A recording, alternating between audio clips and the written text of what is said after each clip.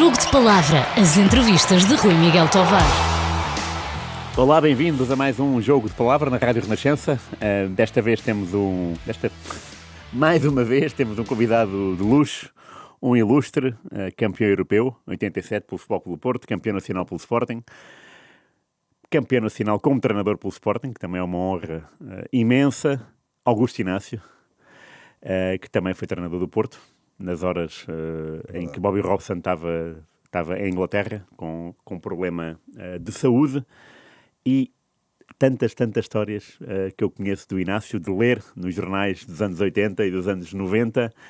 A minha primeira pergunta é um tema muito específico, tem a ver com livros diretos, e é uma situação que eu achei extraordinária. Em 81, o Inácio marca 2 golos de livre direto pelo Sporting, ambos em Alvalade, Braga e Amora, e não há nenhum jogador, nem Sporting, nem Benfica, nem Porto, que marque mais que o Inácio nesse campeonato nacional. A que se deve essa inspiração? Era uma coisa treinada? Era do momento? 2 golos de livre direto? É o recordista desse ano, 80-81. Obrigado, Rui, pelo convite, estar aqui contigo e para a Renascença. Deixa-me dizer, estás a fazer uma pergunta que nunca ninguém me fez, nem eu me lembrava que tinha sido o melhor marcador. Eu marcava livros nos treinos, como é evidente. Não era um grande marcador de livros porque eu não tinha muita potência de remate. Tinha mais colocação e jeito quando era perto da área. E quando era perto da área, eu disse, esta é minha. E então, a minha primeira preocupação é picar a bola por cima da barreira, em arco, claro, porque o guarda-redes normalmente coloca sempre num outro ângulo, que é para não ter tempo. Mas tinha que meter a bola não com muita força. Se fosse com muita força, ela subia por cima da trave. E então fui treinando aquilo, fui pondo coletes que a gente treinávamos uns contra os outros, na baliza, e tentar acertar no colete. E o André Cruz depois mais tarde também fez isso no Sport, quando eu era treinador. Foi engraçado. Mas ele era muito mais longe. Tinha uma potência de remate muito boa. E eu tentava apanhar o jeito da bola e da curva para bater no colete. E fui treinando. E há um livro, que não me estás a referir a esse livro, mas há um outro livro que eu marquei, não sei se foi nesse ano, foi num outro ano qualquer, provavelmente. Salvo quanto ao Vitória de Setúbal, salvo erro era o Silvino, o guarda-redes do Setúbal, salvo erro. Não tenho bem a certeza. E então o Arte levantou o braço, que era livre indireto, e eu nem olhei para o braço. Simplesmente rematei direto à baliza. Só que o guarda tocou a bola, tocou na bola e a bola entrou e foi golo. E os meus colegas disseram, não viste que era livre indireto? Eu disse, até eu não vi. Eu sabia que o guarda-redes ia lá que acabou. Não, mas era perto da área, marcava. Tinha que ser do ângulo do lado direito para dar a curva com o pé esquerdo, não é? Mas é engraçada essa pergunta. Nunca ninguém me tinha feito. Até porque no Sporting havia Manuel Fernandes, que batia bem livres, não é? Diretos, ou não? Sim. E havia mais, se calhar, não sei. Sim, provavelmente Jordão também. Jordão também marcava bem? Também. Enfim, havia lá bons marcadores livres, até porque normalmente os marcadores livres eram os avançados. Pois. Naquela altura eram os avançados, porque eles é que marcavam golos. E vem lá aqui o Pchibeck com o pé esquerdo e chega ali com a canhota e marquei. Não marquei muitos, mas marquei assim alguns. Não, isso é incrível. É um registro. É que repara, Benfica tinha tantos jogadores bons. Pá. Sim. Carlos Manuel, João Alves. Nenhum deles marcou 2. Foste o único. E o Porto também teria os muito seus... bom, não sabia. Fica para o registro. Pô, é mais uma história. Mais uma. Ainda Sporting, mas mais antiga ainda. Tu entras nos júniores ou juvenis? Não, a minha história é engraçada porque quem começa com a minha história normalmente nunca vai dar jogador. Normalmente não dá, porque, sabes, fazendo o ano só como juvenil e o ano só como júnior e depois subis a profissional, normalmente tu vais acabar por jogar num clubes de secundários. E eu estudava e depois tive que deixar os estudos para jogar nos juvenis. E depois, quando fui para os júniors, eu peguei nos livros e disse cá para comigo, bem, Augusto, agora acabas os júniors e vais trabalhar, que andava na Escola Industrial Afonso Domingos, que já não existe, e normalmente quem saía daqueles cursos ia para a companhia dos telefones. Okay. Normalmente, muitos colegas meus foram para a companhia dos telefones. Eu disse, olha, mais um vai para a companhia dos telefones, trabalhas dia, e depois à noite, olha, vais para os Olhandas, para os Chacavenenses, para os Orientais, e vais jogar para aí. Só que entretanto o Sporting dá-me um contrato profissional. E eu disse cá para comigo, Augusto, Na altura não era Euromilhões, não é? Na altura era o Totobola. Se o Totobola. Pronto, acreditou em mim, porreiro. Só as bases não eram tão fortes assim para eu se ingrar na primeira equipa de Sporting. Pensava eu.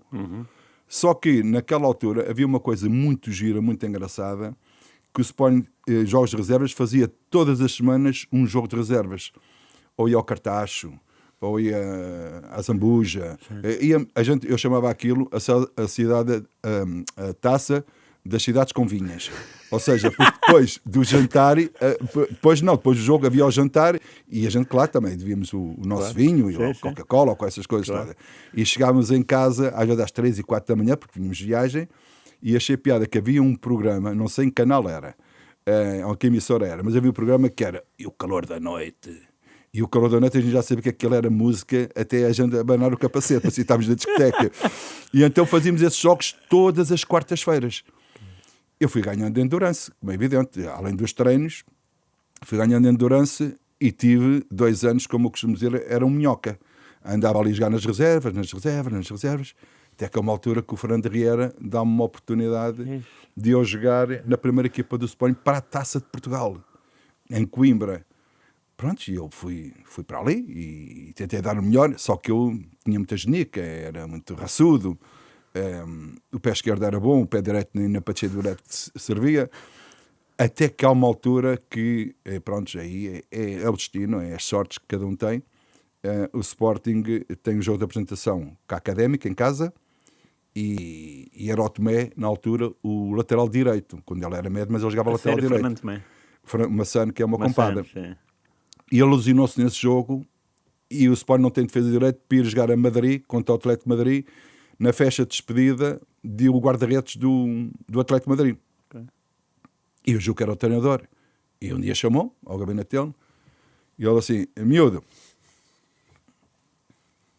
como é que é isso para Madrid? Estou a perceber, mister. Queres ir a Madrid, não queres? Eu digo assim, nem que seja para comprar caramelo, eu quero ir. E diz ele assim, até e que tal lateral direito? E eu assim, lateral direito, lateral esquerdo, guarda-redes, defesa central, ponta de lança, estou aqui pronto. E tu sabes quem é que vais apanhar? Eu digo assim, será que é que eu vou apanhar? E ele assim, o Rodri, o Ayala. O Rodri era o nome do guarda-redes que era a festa de homenagem. O Ayala era um jogador da seleção argentina, cabelo comprido, grandíssimo jogador. E ele assim, sabes quem é que vais apanhar? Eu disse, será que é que eu vou apanhar? Vais apanhar o Ayala. Ah, é da seleção da Argentina.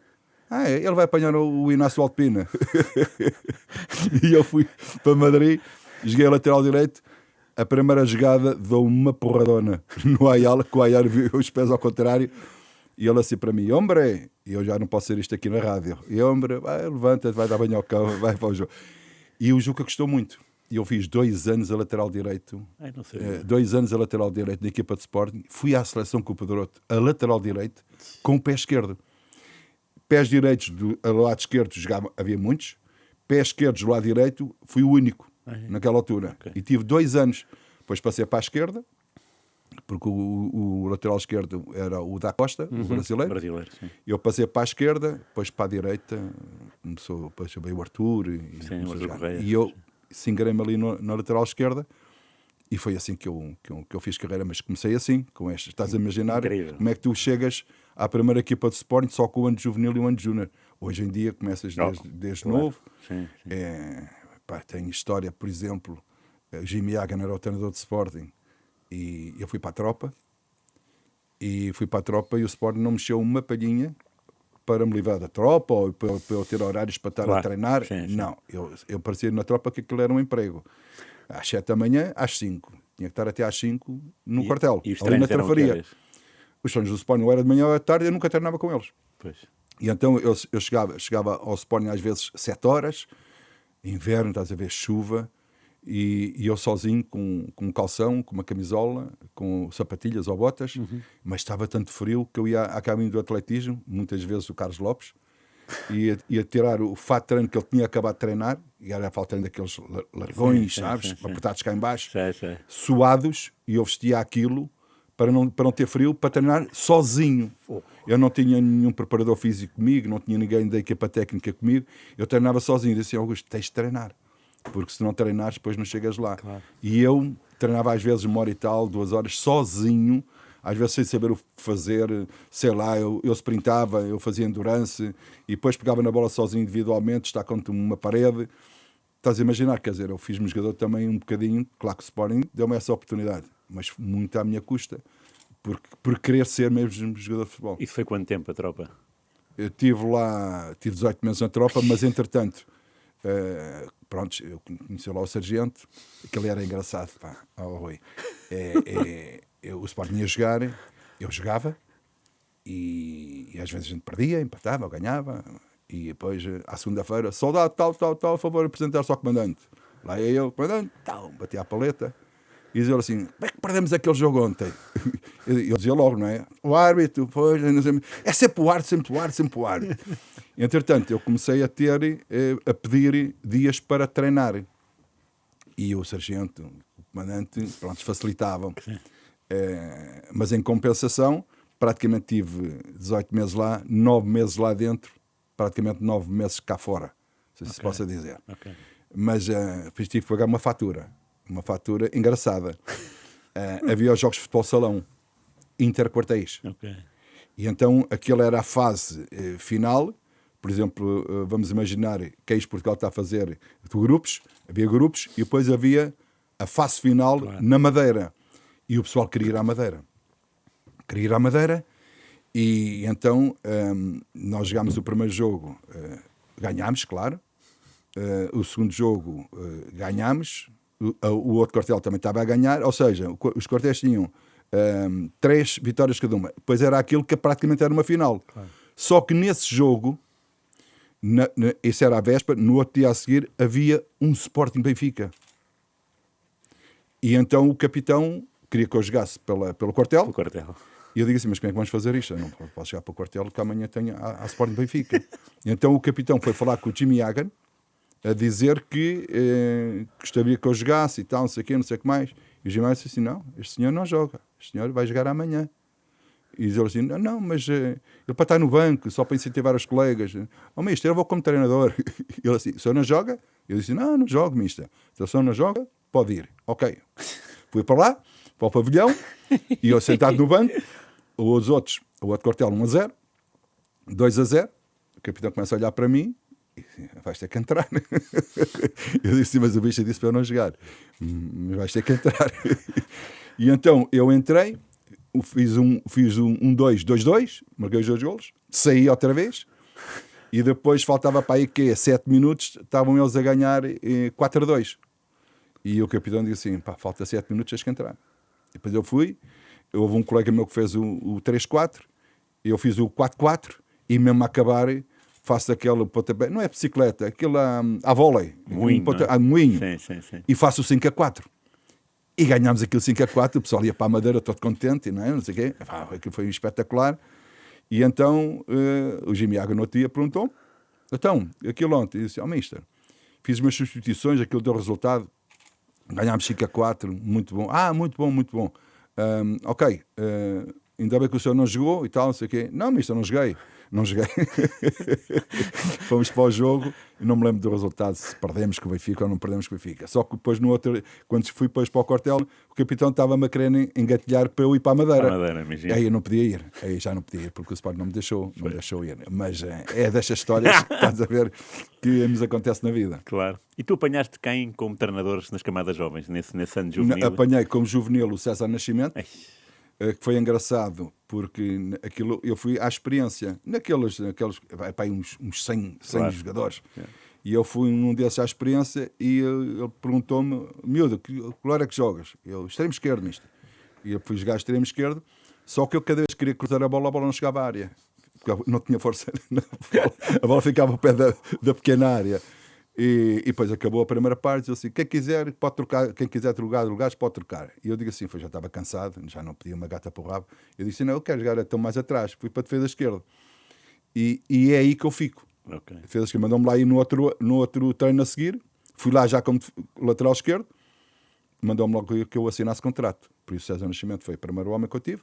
O segundo foi um homem que eu adorei, e é de um dos meus mentores, no sentido de o que é ser jogador de futebol, que é o Osvaldo Silva. Claro. Foi fantástico. E depois, claro, o meu paizinho do futebol, que foi o Juca, porque foi ele que me deu a oportunidade de ser jogador titular da equipa de Sporting e internacional lá. Foi com o Juca que eu fui, por isso. Devo muito a essa gente. Claro. O Osvaldo Silva era costume chamar toda a gente pé de chumbo, não é? Dizia, não era? Não, ele a mim não me chamava pé de chumbo. Não, ele não me chamava pé de chumbo. Ele só dizia para eu, às vezes, não refilar muito. Não refilar? Não refilar muito. Quer dizer, eu não refilava, eu queria, mete o pé, vai à bola, e fazia carrinhos no pelado e não sei o quê. E ele assim, faz o teu trabalho, mas não refiles muito. Porque às vezes o árbitro marcava uma falta que não era, ou qualquer coisa, e eu tinha aquela mania depois de reagir na hora. Mas sabes, naquela altura, jogámos no pelado, treinámos no pelado. Aquilo praticamente, os treinos eram treinos de conjunto. Aquilo praticamente, peladas, treinos de conjunto e não sei o quê. E era aquilo que a malta gostava, quer dizer, uma outra jogada de combinação que havia, mas claramente que aquilo, por exemplo, a bola vem na direita, fecha por dentro, junto aos centrais. Como se chama dizer lá no Porto, vai na batalha. Aquilo, pronto, vinha um bocadinho à nossa cabeça. Mas tínhamos uma boa equipa. Mas sabíamos o que fazíamos. Tínhamos o nosso sistema 4-3-3, naquela altura. Okay. Eu a subir no terreno, muitas vezes, era eu que subia no terreno. Eu via aquele corredor todo, jogava à minha frente o Palhares, que era muito habilidoso, muito bom. Ainda hoje, quer dizer, já há alguns anos que não o vejo, mas foi sempre um amigo. Cada vez que nos encontramos, ele ao asa, porque nós fazíamos a asa esquerda, ao asa, eu ao asa a ele. E então, raramente o extremo esquerdo ia para dentro. Pois, normalmente estava sempre a fazer a linha. Óbvio, sim. E eu, raramente, entre aspas, subia no terreno, porque já estava ali não eu ia subir no terreno. Não havia essa propensão. Quando fui sénior, aí sim, aí já comecei a ir um bocado à frente, e tem piada que ontem estava a ver o Cancelo a jogarem, e eu digo assim, eu já no meu tempo de sénior, eu algumas vezes, não sempre, algumas vezes fazia aquilo por mim. Claro. Não é que me dissesse, olha, tens que ir por aqui. Sim, não, se me disser assim, se tiveres corredor livre, vai. Se não tiveres corredor livre, não vais. Pronto, eu via o Palhaço à frente, não ia, ficava ali. Claro. Mas eram outros tempos, outro futebol, outra maneira, de outra metodologia. Mas eu acho que se fosse hoje, eu não sou saudosista, sinceramente não sou. Se fosse hoje, com as metodologias novas, com a forma como se recupera, com a forma como se treina taticamente, eu acho que podia ser muito melhor. Claro. Poderia ser muito melhor. Sim. E sabes que a condição física, bastava tu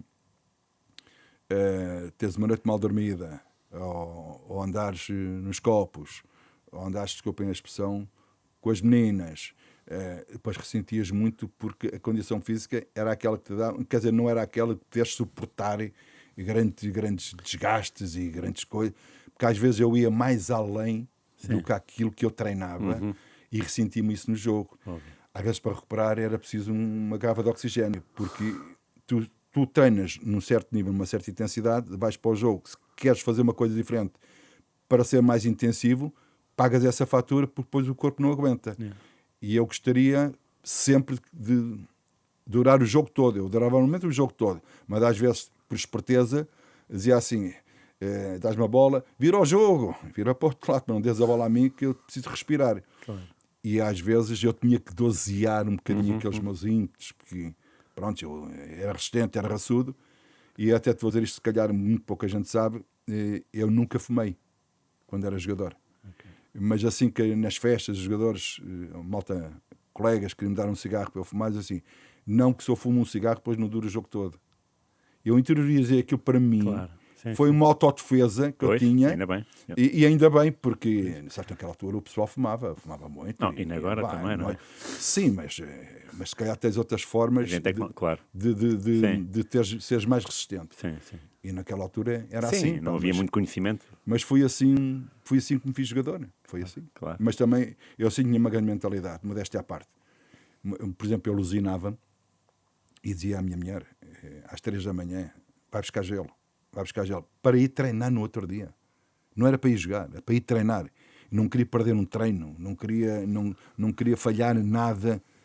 também para não dar oportunidade ao treinador poder pensar noutro jogador. Claro. Não, é comigo, tens de contar comigo. Sim.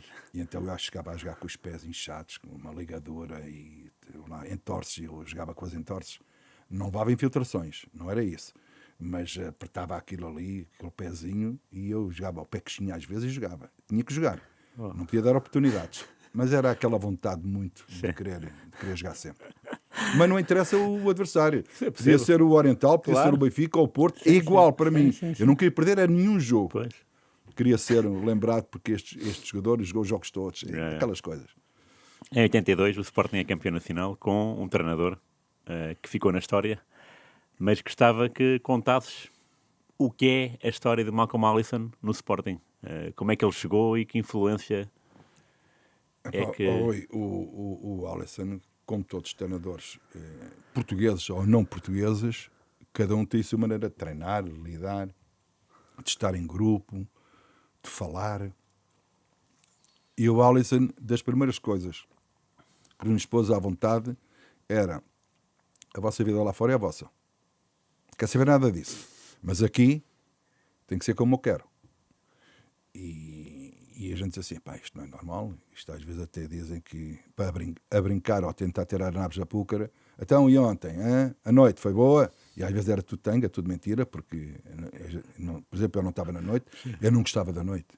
Eu ia só depois dos jogos, muitas vezes, ou algumas vezes. Por exemplo, quando era com o jogo Benfica, às vezes ia ao Jordão mais a esposa, o Shell mais a esposa, eu mais a esposa, e outro jogador do Sport mais a esposa. Às vezes a gente juntava, jantar, depois do jogo, íamos jantar, e depois íamos a um bar, e tomar um copo e tal, olhava para o relógio, e às 2 da manhã já chega, porque já sabia que aquela noite não ia dormir, como todos os jogos, depois dos jogos eu não dormia, só a pensar no jogo, mesmo que fizesse um grande jogo, então se fizesse um mau jogo, ficava pior que estragado. Mas depois, no outro dia, dava para dormir até ao meio-dia, mas, espera aí, na terça-feira até de manhã, Augusto, já não vais sair. Já não saía, ficava em casa. E o Allison dizia: pá, vocês estejam à vontade e eu não sei o quê, mas quando chegar a hora do treino, pá, às vezes era cada tarefa que a gente levava, mas era aquelas tarefas boas, sabes? Que a gente sentia-se cansado e normalmente era com bola. A gente levava as tarefas com bola. Foi coisa que a gente antigamente fazíamos muito atletismo, não é? Bancadas, com os jogadores ao colo. Às vezes levava o grande amigo, o Bastos, Deus lá tem, ao colo. Imagina aquele rapagão no meu colo e eu subir as bancadas de Alvalade. Chegava lá com as pernas todas, parecia toneladas naquela altura. Como é que é possível? E a gente fazíamos às vezes serpentinas na bancada, subíamos, descíamos. Depois era de canguru, saltar a bancada, pés juntos, até lá acima. Estás a imaginar, desde baixo até lá acima. Bem, a gente força tinha. Eu tinha umas mocas que vou dizer uma coisa. Dizia assim: Augusto, tens aqui força nas pernas, nunca mais acaba. Mas uma coisa é força nas pernas, outra coisa é força no coração. É que tens resistência no coração. Claro. E às vezes nós tentámos compensar, mas às vezes íamos para os jogos e me doía as pernas dos treinos que nós tínhamos. Pronto, mas as coisas depois foram entrando na ordem e o Allison, mesmo aquela liberdade que nos dava fora dos treinos, era a mesma liberdade que ele dava nos jogos, com responsabilidade. Sim. Ele não dizia assim: tens que jogar mesmo aqui, lá, e daqui não sais.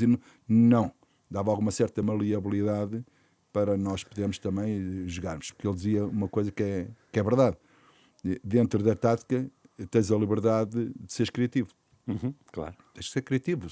Por exemplo, eu acho que não era muito habilidoso, então eu tinha que comer a minha pescadinha. Se ia da jogada, toma lá, tu sabes driblar melhor do que eu, sabes furar melhor do que eu, toma lá a tua bola. Eu era para roubar e entregar, ou ir para a linha e cruzar. Agora, 1 contra 1, tudo bem, mas se me aparecesse 2, já me fui aflito para sair no meio de 2. Quer dizer, isto é, cada um tem que saber as suas limitações. Claro. E ele só dizia: cada vez que chegares à linha, não olhes para mais nada, cruza, alguém há de aparecer. Porque a gente também fazia aquilo nos treinos, não é? Por exemplo, cada vez que a bola ia à linha, lá ia o Manuel Fernandes, lá ia o Jordão, lá ia, pronto, tentar atacar o espaço. Agora, se me disseres assim: para onde é que tu cruzavas? Eu sei lá. Às vezes para o primeiro posto, outras vezes para o segundo.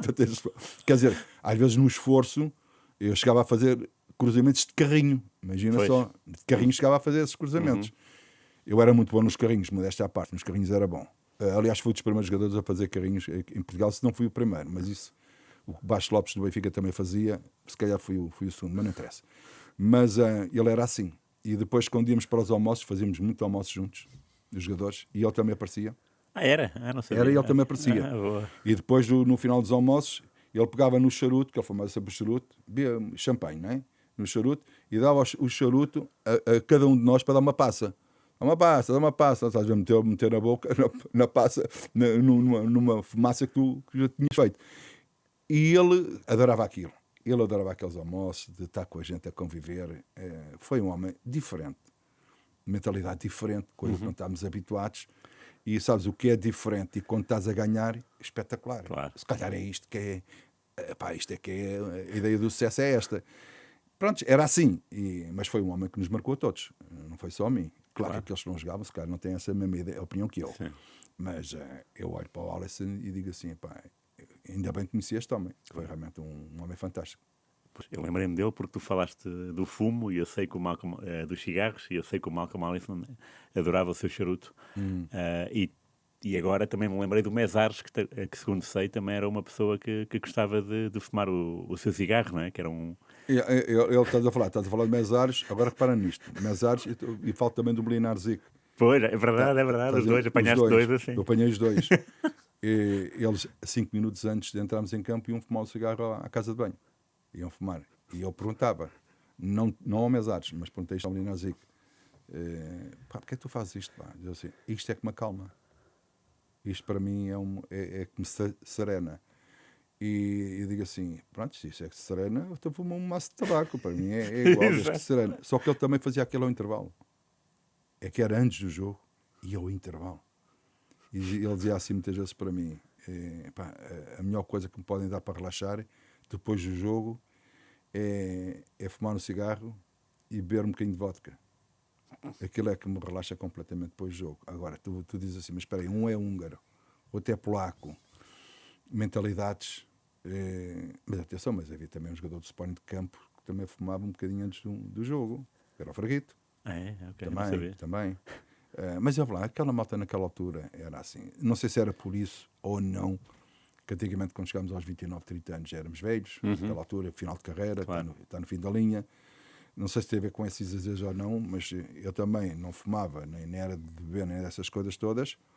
E também aos 30 anos já me chamavam velho. Não tem a ver nada com cigarro. Pois. Tem a ver com a cultura naquela altura, claro, que havia. Hoje, repara, a tal metodologia de treino, a tal forma de reparares, a tal forma de viver essas coisas, tu já estás 35, 36, 30, sim, mais até, 37. Não é? Claro. 40 anos, Sim. Nem mais. Mas, repara, um lateral, seja direito, seja esquerdo, e da maneira como é o futebol, tu fazes muitos quilómetros. Como eu costumo dizer, fazes piscinas. Tu vais e voltas. Porque uma das primeiras coisas que os treinadores diziam aos laterais é que quando o adversário tiver a bola, tens de estar no teu lugar. E eu dizia assim, mas espera aí, mas se eu vou lá à frente e cruzar a bola, mas como é que eu vou estar depois no meu lugar? Então eu comecei a defender mais o meu lugar. Claro. O meu lugar, porque sabia depois que a crítica vinha para cima de mim. E às vezes não ia tanto à frente, porque tinha que estar no meu lugar. Claro. Agora imagina esta cena no Porto com o Artur Jorge, que apanhei o Paulo Futre na frente, eu já estou farto de contar isto a ele, na frente, e às vezes vinha o lateral direito, às vezes metia-se o médio, e tinha o extremo, e às vezes estava no meio de 2 e de 3. E eu, Paulo, vem! E ele, sócio, deixa-me estar aqui. O homem disse para eu jogar daqui para a frente. E nunca vinha defender, nunca vinha. E eu ficava a dizer, chamava-lhe tantos nomes, mas o que é certo é que ele, de meio campo à frente, marcava a diferença. Claro, tinha que haver compensação. Não é? Por isso é que, às vezes, eu não entendia, não percebia as críticas que eu sofria dos jornalistas e das pessoas da televisão e da rádio. Inácio subiu pouco no terreno. Mas subiu pouco no terreno. O João Pinto sobe mais. Claro, João Pinto, já me ganhamos frasco. Claro que sobem no terreno. Porque estão ali apoiados depois pelo médio e pelo central. Agora eu não tinha nenhum tipo que me viesse dobrar, a não ser o central, que às vezes ia-me dobrar e eu ia logo para o lugar do central, mas não havia aquele apoio, claro, de que havia do outro lado. E o Artur Jorge mesmo dizia, Fute, do meio campo para a frente, não vais para trás, Inácio, ficas mais por ali. Quer dizer, eu cumpria as ordens do treinador e depois ainda por cima era criticado pelos jornalistas que subia pouco no terreno. Imagina a ser. Como é que eu não ficava, não era? Que injustiça. Mas era essa principalmente os guarda-redes, gostavam de fumar o seu cigarro antes do jogo. Pois. E eram os dois recatados? Muito sossegados? Eram, pá, o Mazares, joia. Estava ali na dele, onde ele gostava mais de estar era no balneário com os jogadores. Saímos dali, já não havia mais Mazares. Não sei se ele convivia com outros jogadores ou não, não sei, mas já não havia. Mas ele, pá, era uma pessoa espetacular. No trato, como colega. Sim. Porque o resto não posso dizer. Somos amigos ali, de balneário, de colegas, de campo. E ele na baliza, a mesma coisa que o menino Arzic. Na baliza, alguma asneira que a gente fazia, uma coisa qualquer, não chamava a atenção, só dizia assim, vais fazer melhor, vamos lá. E eu dizia assim, pá, se fosse, por exemplo, com outro jogador, se calhar insultava. E às vezes isso até é bom, claro, que é para alertarem, não estou a dizer que é uma ofensa, óbvio, não é para ofender, sim. para alertarem. Outra maneira de estar, outra maneira de viver o jogo. E eles frios, calmos. Pá. Lembro do jogo da neve, imagina tu, o Pinheiro ao Porto, e aquela neve toda, um jogo complicado e não sei o quê, e o Narzi que às vezes no meio daquela neve agarrava na bola e só fazia, porque estamos aqui a falar, as pessoas não estão a ver os gestos, ele só dizia assim, vão para a frente, que eu estou aqui, vão para a frente. Pá, com uma calma, com uma delicadeza, com uma educação. Sim. E a gente dizia assim, filho disto, parte a bola, filho disto, e não sei o quê. Calma, eu é que tenho a bola, calma. Mentalidades. Claro. Mentalidades. Sim, tu Bom, falaste de outros guarda-redes? O Zé Beto, por exemplo, como é que era? Esse era mais explosivo. Pois, imagino. Era mais explosivo. E era um touro, não é? Fisicamente, acho que Grande bicho. toda a gente diz que raramente encontrou uma pessoa tão forte como ele. Não, ele era forte porque eu acho que ele fazia ginásio, sabes? Naquela altura o ginásio Já viste? já era uma coisa... Ele fazia ginásio agora. Ele tinha uns peitorais, pá, fortes, bem trabalhados. E depois, pela sua morfologia, ele era elástico, pá. Ele era felino, sabes? E rápido a sair da baliza também. Só que às vezes, entre o cruzamento não para cima da área, mas um bocadinho fora da área, às vezes, ali naquela altura, desenquadrava-se. Okay. Mas tinha a ver com treino também, não é? Porque, para melhorar. Mas quando havia alguma coisa, de alguma injustiça, uma coisa qualquer, o homem explodia. Quer dizer, era assim. Infelizmente partiu cedo. Coitado. Sim, é verdade. Como é que se dá a tua transferência do Sporting para o Porto, direto? Houve alguma mágoa da tua parte? Foi uma situação normal na tua vida? Como é que tu reagiste? Rui, ainda bem que fazes essa pergunta, porque por muitas vezes que eu conto esta história, há sempre aqueles, eu diria, por maldade, gostam de dizer o Inácio abandonou o Sporting, o Inácio fugiu do Sporting, o Inácio atrai-se onde, que lhes dá jeito de dizer isso, estás a ver? E eu já contei isto e vou-te contar a ti também. Eu ganhava no Sporting, na altura, 1.100 contos. 1.100 contos. Não era euros, 1.100 contos. E tinha 25 anos já. Ou seja, para estar velho, faltava 5 anos, pós 30. E o que era 1.100 na altura? Só para ter aqui um contexto. O que é que... 5.500 euros. Ano, não é mês, é ano. Calma aí. Estamos a falar ano. Ano. Quando havia colegas meus que ganhavam 30 vezes mais, 40 vezes mais do que eu. No Sporting? No Sporting. E eu titular. E às vezes lia entrevistas de jogadores que não eram meus colegas, e alguns meus colegas, e outros também de outros clubes, que se queixavam na imprensa que estão a ganhar pouco, que são titulares, estão a ganhar pouco e não sei o quê. Eu disse assim, Augusto, tu não vais por aí. A única via que tu tens é, quando chegar até a altura de acabares o contrato e fizeres um outro contrato, pedes. Claro. Agora vais-te queixar aqui de quê? Não foste tu que fizeste o contrato, antes logo apontou-te uma pistola. Então não tens de te queixar. Agora, claramente, que se os dirigentes fossem uns dirigentes com olhos de ver, sinceramente, sabiam que era uma injustiça um titular do Sporting estar a ganhar aquele dinheiro, não era mau dinheiro, atenção, mas para aquilo que era o que o jogador ganhava em média no Sporting Clube de Portugal, E havia reservistas que ganhavam mais do que eu, só para teres uma ideia. Esses diretores deviam ter o bom senso de dizer assim, pá, este miúdo é titular, pá, já está aqui assim, é uma certeza, pá, vamos aumentar-lhe o contrato, o salário, ou prorrogar o contrato, uma coisa qualquer, mas deixar-me ir até à última. Ou seja, foram mesmo, não gosto muito desta expressão, mas tem que ter, foi mesmo a sugar até à última. Sim. Tudo bem. Entretanto, surge primeiro o Portimonense, na altura, Manuel João, que era o presidente do Portimonense, Artur Jorge, treinador do Portimonense, e queriam que eu fosse para o Portimonense. O Sporting quer falar comigo, e eu disse ao Portimonense, primeiro falo com o Sporting, e depois falamos depois, mas agora não vou dar nenhuma resposta. Então, e quando é que você vai dar uma resposta? Pá, o Sporting está breve para falar comigo, depois falamos. O Sporting até que fala comigo através do Jaime Lopes. Sim. E era o João Rocha, o presidente do Sporting, e o Jaime Lopes diz, Inácio, pá, estive a falar com o presidente e não sei o quê, pá, nós queremos renovar contrato contigo mais 3 anos, pá, e damos-te do contrato, aumentamos mais 3 contos por mês. E eu fiquei a olhar para ele, como estou a olhar para ti. E eu assim, como? E ele assim, pá, é um bom aumento, pá, é um bom aumento que vais ter aqui, não fazemos isso a todos. E eu cá para comigo, pá, isto a minha vontade é mandá-los para etc. Sim. E então com as minhas calmas naquela altura, porque eu não me estava a ver fora de Lisboa, não estava a ver a viver fora de Lisboa. Para mim, Lisboa, se isso ali, sentia-me perdido.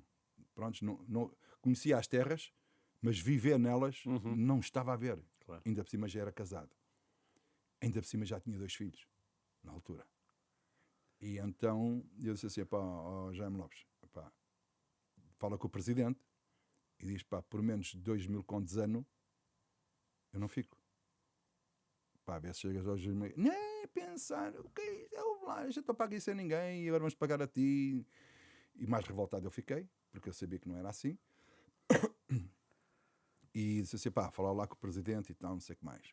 Entretanto, o Manuel João começa a continuar a falar comigo e entretanto, começa a querer aparecer o Vitória de Guimarães, de Pimenta Machado, Pedroto, que era o treinador do Vitória de Guimarães, na altura. E então o Jaime Lopes, passado 3 ou 4 dias, diz comigo, diz assim, pá, o presidente diz que não pode, que é impossível, pá, aceita que é um bom contrato e não sei o quê. Eu disse, não, esse contrato eu não aceito. Mais tarde, não sei se é mentira, se é verdade, não sei se o João Rocha sabia desta história. Não sei se sabia desta história. Pois. Mas enfim, fica para mais aqui um bocadinho. Entretanto, o Manuel João, sim senhor, Portimonense, não sei o quê, dava-me mais que o que o Sporting pagava, mais um apartamento.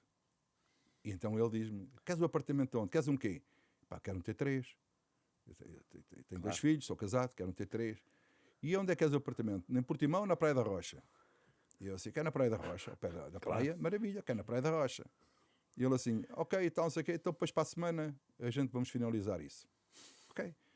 Quando éramos para marcar a data para eu ir ter com eles para assinar o contrato, eu digo assim, então e o apartamento? E ele assim, então o apartamento só está pronto no próximo ano, está em construção. Eu, como? Não, eu quero a escritura comigo, aqui, primeiro a escritura e depois eu assino o contrato. Porque eu sabia de histórias que havia muitos que faziam aquilo, depois não tinham apartamentos nenhuns. Não, eu primeiro quero a escritura do apartamento e depois eu assino o contrato. Não, isso só está para o ano, pronto, arranja um outro apartamento. Não, só está para... Então, esqueça, não há nada para ninguém. Depois, entretanto, estou naquela Guimarães, parece uma mora de não sei o que, Paixão, não me lembro já do nome do senhor, peço imensa desculpa, dava-me terrenos na Amora, terrenos que tinha, havia terrenos e não sei o quê, e eu digo assim, pá, isto é muita confusão para mim. Então veio o senhor que é Armindo Pimenta Machado, veio à minha casa, que vivia ali na Póvoa de Santarião, em representação do Vitória de Guimarães, para eu assinar contrato, para me propor o contrato. Sim. Veio, tal, não sei o quê, que era o Pedro que gostava muito de mim, queria muito que eu fosse, para Guimarães, não sei o quê. E eu, sim senhor, chegámos a acordo E eu disse, epá, só falta aqui uma coisa, chegamos a acordo, financeiramente está tudo ok, 2 anos de contrato. Epá, mas eu queria um Renault 5. Porquê? Porque eu ia para Guimarães, ia para o treino, e eu queria um Renault 5 para a minha mulher levar os miúdos à escola, porque a minha precisava de um carro ali. Sim. E ele disse, mas nós não damos Renault 5 a ninguém, nem carros a ninguém. Eu digo assim, pode não dar a ninguém, mas tem que me dar a mim. Porque eu não vou comprar um carro, se eu já tenho um, não vou comprar um carro, ou então arranjei um carro para a minha mulher andar ali, que a minha não vai andar agora de táxi para... Naquela altura não havia Uber. Por nada. O táxi não vai andar ali. Não, a gente não dá não sei o que mais, mas eu vou falar com o presidente e tal, não sei quem. Entretanto, o senhor dá uma entrevista a dizer que eu ruí a corda e não sei o quê, e eu digo assim como, arrasei-o. Depois, quando foi a minha vez de falar, arrasei, que disse, não houve acordo nenhum, isto é uma chantagem, estão aqui a fazer comigo. Estamos nesta discussão e recebo uma chamada do Pedroto. Ora, é só para te dizer que eu não vou ficar no Vitória de Guimarães. Dão-me o recado, que não ia ficar no Guimarães. Pronto, ou seja, não assines por Guimarães. Mas naquela altura já havia essas bocas, essas trocas bocas, já vi que não havia hipótese. Mesmo com o Pedroto em Guimarães, já não havia hipótese nenhuma. E entretanto, estamos nesta e eu continuo a falar com o Jaime Lopes. Jaime, falaste presidente, pá, demos os 2.000 contos, pá, demos 2.000 contos, pá, é impossível e tal, não sei o quê, vou lá, queres assinar para outro clube, assina. E eu, está bem, mas eu, uma coisa aqui, pá, cá dentro, está bem, então se é assim, é assim. Até que esta história é muito gira que ninguém sabe, ou pouca gente sabe. O Sporting vai jogar com o Vitória de Guimarães da Braga, no 1º de maio. Eu tinha sido operado ao menisco e estava recuperado e ia para o banco naquele jogo. E tu conheces o estádio de 1º de maio? Conheces? Sim. Saímos das cabines e depois tens aquelas escadas, tens o túnel e depois entras dentro do rabá. Verdade. E quando vai a equipa de Sporting, os suplentes vêm mais atrás, hoje é que vão à frente, mas nós íamos mais atrás, e há um senhor que chega só ao pé de mim, vê lá, nós aí entramos para as escadas. Sim.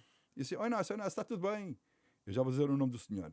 E dá-me um cumprimento e dá-me um papel na mão. Quando me cumprimenta, dá-me um papel na mão. E eu assim, pá, muito obrigado e tal, não sei o que mais. E ele assim, depois dá notícias. Quem era o senhor? Um senhor que era do Porto, um senhor que era muito famoso na cidade de Porto, que era, a alcunha dele era o John Holiday, que era um cabelo assim, alourado, mas e aquelas cabelo mais comprido atrás. Sim. Parecia a pinta de John Holiday, só faltava a guitarra. E eu fui para o banco, fui ver, era o número de telefone do Pinta Costa. Ok, guardei o papel, depois liguei, como é evidente. Então o Pinta Costa queria uma reunião comigo. Ok, marcámos um determinado dia, não foi nessa semana, foi na outra. E fui à Segrov, que era uma empresa que era também que o Pinta Costa tinha, que era de frigoríficos, fogões, na circunvalação. Fui à Segrov e não sei o quê. Pá, e praticamente, não ficou fechado, mas praticamente a coisa ficou bem alinhavada para ir para o Porto. Mas não ficou fechado. Ficou assim no ar. E eu continuei a falar com o Jaime Lopes. Jaime Lopes, atenção, tenho aí alguns clubes, pá, eu quero ficar no Sporting. Pá, dê-me 2.000 contos. E ele assim, pá, já te disse que não vale a pena, já te disse que se quiseres assinar, assinas. E eu disse, pá, já não vale a pena falar. Eu, para mim, pá, esgotei as possibilidades todas, eu esgotei. Até que há o último jogo, que é Porto Sporting, o Sporting já é campeão. O tal do Jacques e do Jordão. Do Jacques e do Jordão, ganharam o melhor marcador. Sim. E acabou por ganhar o Jacques, que o Porto ganhou 2-0, gol do Júlio. Exatamente. O meu amigo Rebimbas, se ele estiver a ouvir este programa, vai-se rir. E o Jacques, o Pirisca, grande amigo também. E perdemos esse jogo de 2-0. E eu fiquei, ou seja, ficar no Porto, e o João Rocha estava-me a dizer para eu entrar no autocarro. E eu disse, não, eu vou ficar aqui. Foi o último jogo do campeonato. Foi, sim. Vais ficar aqui, tens que ir no autocarro. Eu disse, não, eu para ir no autocarro, os meus 4 colegas que vão ficar aqui também têm que ir no autocarro. Porque havia 4 colegas meus que ficavam no Porto. Era? Ficavam no Porto porque tinham lá família. Ok, pronto. certo. Mas eu tinha que ir no autocarro. Ou seja, ele teve a percepção de alguma coisa, aliás, porque eu também praticamente disse tudo, não é? E fiquei. Fiquei no Porto, e estamos ali numa mascara ali em Matosinhos, com o seu Vasconcelos, da Torgás, assim uma voz assim, grossa. Bah, bah, bah. E ali chegámos a acordo, 3 anos, contrato, 15 mil contos, 5 mil contos por ano. E eu disse assim, antes disso, vou falar com a minha esposa, Tutanga, falar com a minha esposa, para quê? Para falar com o Sporting. E então no outro dia, eu falo outra vez com Com o o Jaime Jaime Lopes e digo assim, o Porto, vou assinar amanhã. Não-me 2 mil contos ou não me dão 2 mil contos? Vê lá, eu ia ganhar 6 mil contos em 3 anos e no Porto ia ganhar 15.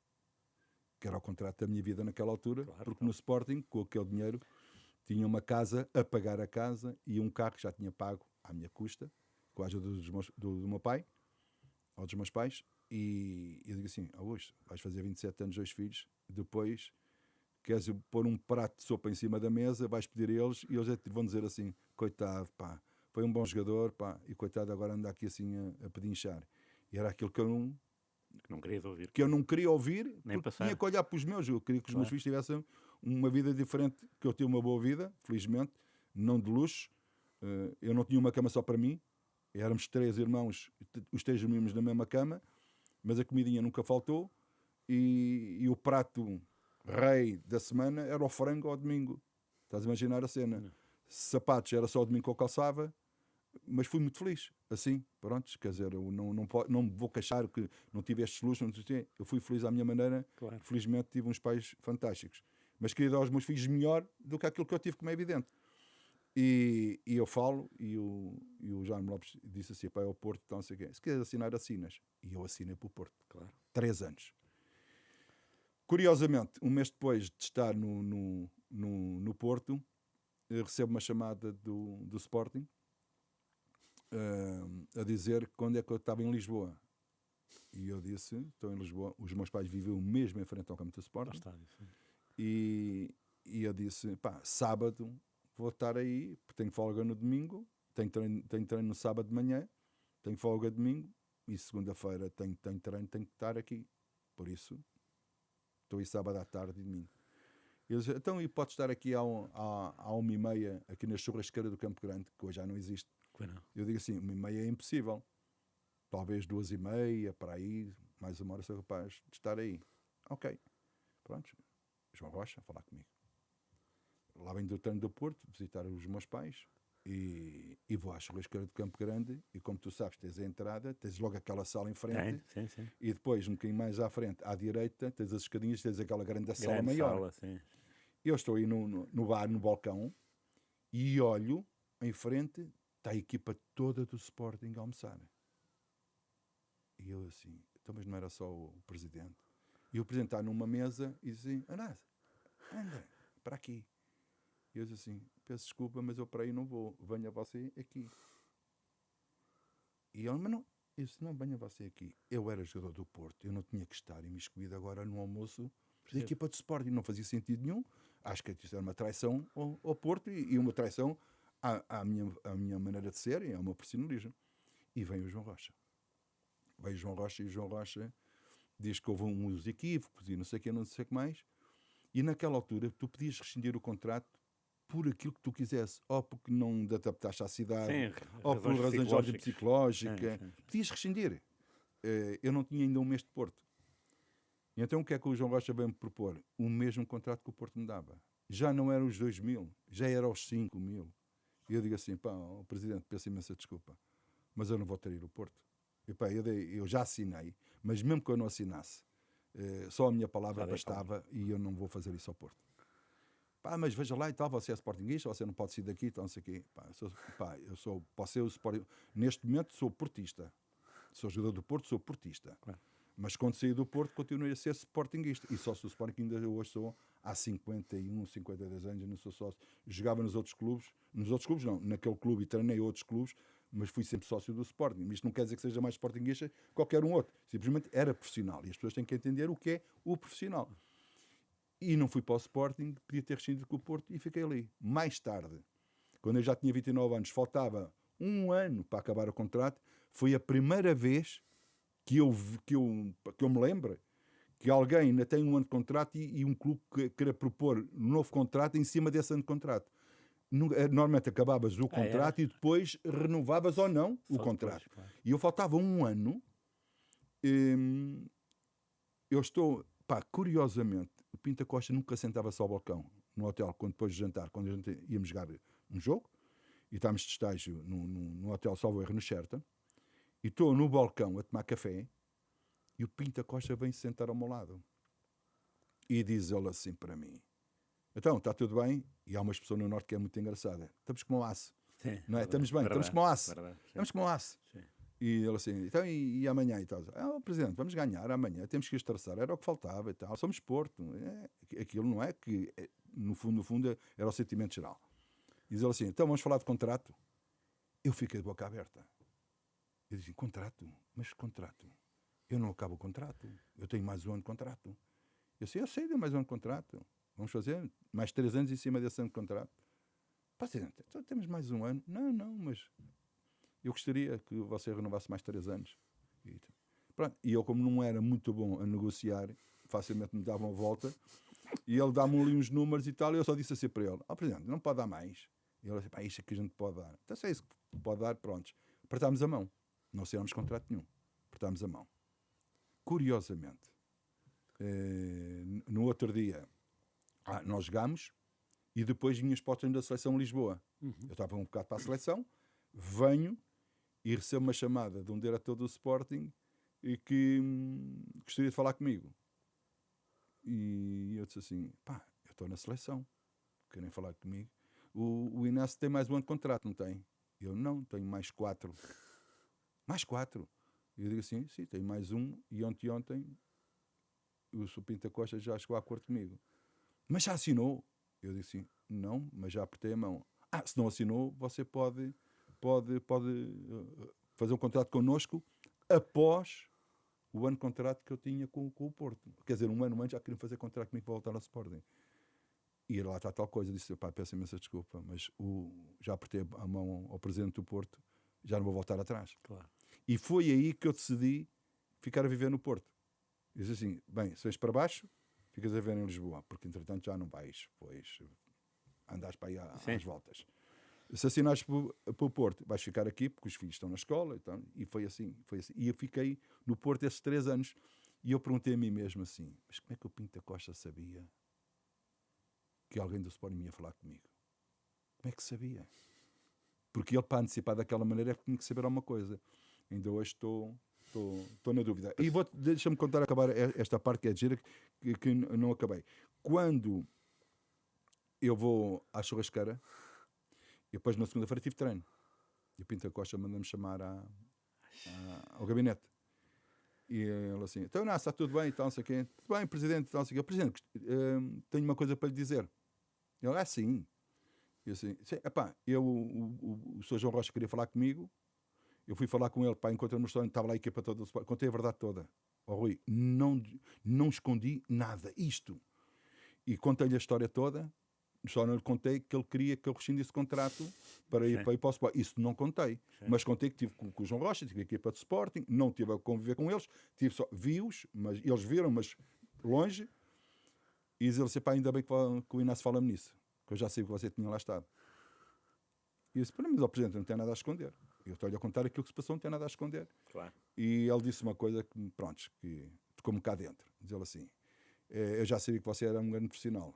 Agora, você, além de ser um grande profissional, é uma pessoa séria e uma pessoa que realmente tem muitos valores. E eu disse, obrigado, Presidente. Fui educado assim, foi o que eu disse, fui educado assim. Mas ele também já sabia que eu tinha estado ali na churrasqueira. Para tu veres, não sei qual eram as portas com que ele, enfim, tirava as informações. Sim. O que é certo é que ele sabia dessas coisas. Tu no Porto tens... E é assim que eu vou para o Porto, ainda bem que estás a mandar esta oportunidade, para os sportinguistas perceberem mais uma vez porque é que eu saí do Sporting. No fundo, foi o Sporting que não me quis, não foi eu que quis sair do Sporting. E isso tem que ficar bem. Sim, mas bem isso é um problema cíclico do Sporting. José Carlos, capitão, Magriço, capitão, saiu do Sporting para jogar um último ano em Braga. Porquê? Exato. Manuel Fernandes, aquilo que foi no Sporting, saiu para jogar no Vitória em Setúbal. Porquê? E o Jordão também? Jordão, Rui Patrício, Adrián, imensos capitães. E há muitos mais, eu estou-me a esquecer agora de muitos. Muitos capitães saíram sem explicação. São muitos casos para ser coincidência, não é? Sim. Portanto, e cada caso é um caso, não há dúvida. Mas eu conheço a história de Manuel Fernandes, conheço a história do Jordão, conheço a história do José Carlos. Portanto, muitos foram afastados porque alguém da direção, de facto, assim o entendeu. Mas isto não sei se é por maldade ou não, mas as pessoas, ou algumas pessoas, estou a falar adeptos, não é? Sim. Adeptos ou sócios, não sei quem, lembram sempre, fugiu, foi para o Porto. E ele conta a história, Rui, e as pessoas acho que não entendem, não querem entender. Não interiorizam. Não querem entender, porque eu gostava de saber se eles no meu lugar, o que é que fariam. Sim. Mas enfim, é o que é. Claro. Estava-te a perguntar antes, 2 finais europeias. Jogaste as duas? A taça Não. das taças? A taça das taças não. Eu tinha sido operado ao menisco também, e eu, por acaso, tive azar nesse ano. Aliás, o Sporting é campeão em 79, 80 e 81, 82. Nesses 2 anos sou operado um menisco de um joelho e um menisco do outro joelho. E os meus colegas diziam, quando souberam que eu ia para o Porto, assim, não vais, pá, fica aqui a ver se és operado de outro menisco. Para ver se a gente é campeão. Okay. No ano que o Sporting foi campeão, eu fui operado ao menisco. E ali tinha sido operado um bíceps, aqui perto do tendão, um músculo perto do tendão. Pá, recuperei fantasticamente, mas não estava em grandes condições. E também mérito do Eduardo Luís, que era central que jogou defesa esquerda e começou a jogar porque ele estava numa boa forma, mas claramente que eu quero a defesa esquerda. Eu quero a defesa esquerda. E tu foste a Basileia ver o jogo? Fui para o banco, estava no banco. Estavas no banco? Estava como suplente, nesse jogo estava como suplente. E então, como é que foi viver esse jogo? Lá está tal coisa, viver esse jogo, se fosse hoje, se cá vinha para a rua. Porque nós fomos gamados, roubados nesse jogo com a Juventus. Toda a gente sabe, não é preciso estar agora a desculpar-me com o que é que seja. Tínhamos uma grande equipa, a Juventus tinha uma grande equipa também. Boniek, Platini, uma grande equipa que eles tinham. E às vezes eu na brincadeira dizia que a grande diferença desta final é que o presidente da Juventus vendia Fiat e o nosso presidente vendia fogões e frigoríficos. Para dar uma dimensão do que era o poder de um clube e do outro. Mas, pá, e no banco insurgia muitas vezes. Eram Moraes, já. Moraes. O Pedroto já. Sim. Eram Moraes. Pá, mas nós... E que tal era ele a ver o jogo? Também era como, se fosse agora também era expulso, não? Porque eram tempos diferentes. Eram tempos diferentes. Tu ali podias falar e podias dar. Não havia o quarto árbitro, era só o fiscal de linha. Hoje árbitro auxiliar, os nomes mudam, mas a nomenclatura é a mesma. Claro, sim. Mas naquela altura, se olhasse para bancos italianos, era a mesma coisa. Também mandavam bocas. Claro. Hoje as coisas são diferentes. Mas, sabes, o líder é sempre o líder. E eu tive sempre uma máxima comigo, diz assim, Augusto, não está o líder, tu tens muito respeito pelo líder, mas tens de ter ainda mais respeito para quem está a substituir o líder. Porque depois tudo o que menos bom acontecesse, caía tudo em cima dessa pessoa. Sim. Eu sei que é assim, porque depois passei isso no Porto. Sim. Depois passei o pela pele. Eu sei. E ainda bem que eu tinha esta mentalidade, que era, normalmente a tendência é não respeitares tanto quem é um adjunto, porque o líder não está presente, não respeitas tanto. Sim. Eu era ao contrário. Eu só se não pudesse fazer mais para aquele homem ter sucesso, porque no fundo eu sabia que alguma coisa de bom foi o principal, era o principal. Isto é trabalho do homem e tal, não sei, neste caso do Pedroto. O de mau, se o homem aqui tivesse, isto não acontecia, é sempre assim. Sim, há sempre duas versões. Mas aquela final nós sentimos, combriámos, lutámos de igual que a Juventus, e nós sentimos assim, nós temos uma grande equipa, não só para Portugal, como também para a Europa. Isto foi em 84. Foi quando foi o europeu também, de França. Sim. E eu não fui ao europeu precisamente por causa da lesão. Só que em 87 tu tens a recompensa. Claro. Tens a recompensa porque a equipa do Porto foi formatada, ou começou a ser formatada desde 82. é quando vou eu e o Eurico para o Porto. O Sporting que nos deixou, que nos largou, neste caso eu falo por mim, que nos largou, o Eurico não sei como é que foi os termos do contrato ou não, eu sei meu, mas o Eurico pelo que me conta também, acho que também não... E depois, há aqui várias histórias, porque estava lá a gente que era jogador e que se calhar queria ser treinador e acabou por ser, jogador-treinador, se calhar nós éramos duas peças que se calhar não encaixava ali porque nós tínhamos outros valores, no sentido de que o Alisson é para morrer por ele, não é para matá-lo, é para morrer por ele. Sim, sim. Enfim, várias coisas que tenho as minhas ideias, não tenho as certezas, mas não foge muito àquilo que eu pensei, e foi bom para o Sporting que o Inácio tivesse ido embora e depois o Eurico também tivesse ido embora. E a equipa começa a ser formatada aí, além do Porto ter contratado, desculpem a minha modéstia, 2 excelentes jogadores, 2 titulares, do rival. Sim. O Sporting ficou com um problema também depois de arranjar 2 jogadores resolver, para aquelas posições. E o Porto depois começou aos poucos e poucos, já não fazia muitas contratações, depois fazia 3 ou 4 cada ano, 3 ou 4 cada ano, 3 ou 4 cada ano, até que chegas a essa final da Taça das Taças e chegas ao final de Viena com o Bayern Munique, com aquela grande equipa que foi trabalhada pelo Pedroto e depois muito bem complementada pelo Artur Jorge. Sim. Com outras ideias, com outras metodologias, com outra forma de liderar, completamente diferente, não tem nada a ver. Mas não interessa, desde que se tenha sucesso, a forma de liderar é sempre boa. Claro. Uma ou de outra maneira. É como 4-3-3 ganha. Está bem, mas o 4-4-3 também ganha. Claro, há várias formas. Claro. Há várias formas. Não há só uma.